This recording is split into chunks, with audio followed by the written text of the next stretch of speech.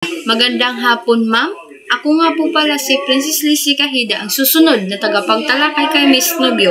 At ang aking tatalakayin naman ay patungkol sa barangay. Ang barangay o barangay ay ang pinakamaliit na unit ng pamahalaang lokal sa Pilipinas.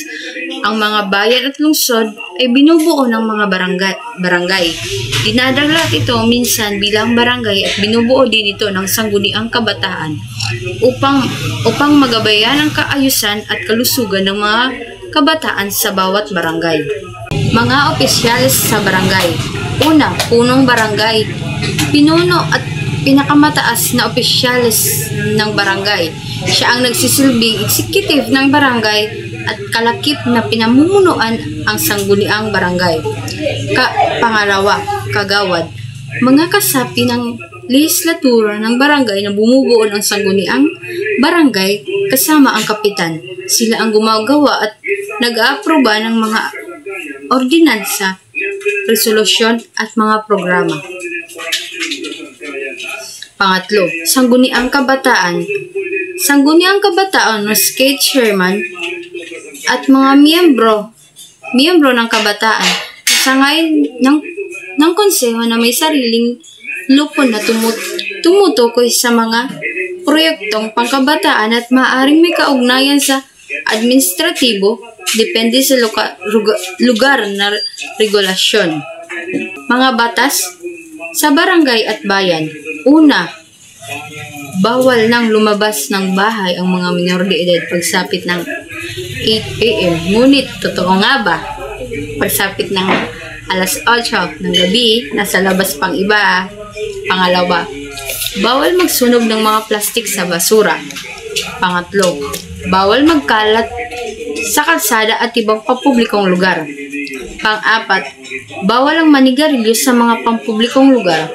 Pang-lima, bawal ang uminom ng alak sa mga pampublikong lugar. Pang-anim, dapat magtalaga ng araw sa bawat zone para maglinis sa kalye at mga kanal.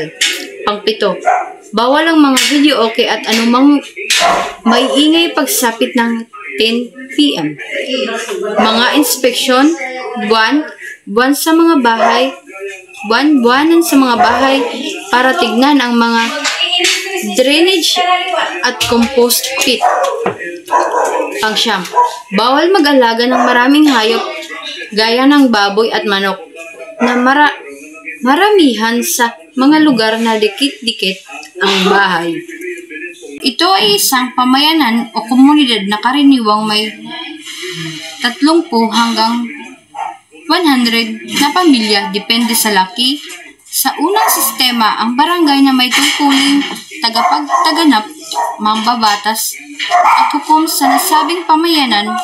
Sa kasalukuyang konteksto, ang barangay ay pinamumunuan ng isang barangay kaplan o punong barangay kasama ang mga kagawad ng barangay na bumubuo ng sangguniang barangay. Meron ding sangguniang kabataan na tumutulong sa pag-organisa ng mga programa para sa mga kabataan sa barangay. Karaniwang saklaw ng mga batas tungkol sa barangay.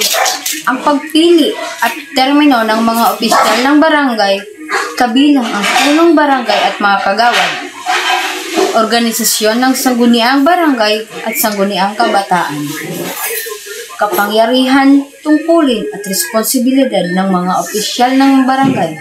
Mga patakaran sa pamamahala sa loob ng barangay na may kinalaman sa kapayapaan, kaayusan at serbisyo ng komunidad. Bukod sa RA 12232, ang Local Government Code of 1991 Republic Act 7160, ang pangunahing batas na naglalaman ng mga patakaran tungkol sa pamamahala sa barangay sa Pilipinas. Dito nakasaad ang mga general provisions sa barangay governance at ang relasyon nito sa mas matataas na antas ng lokal na pamahalaan.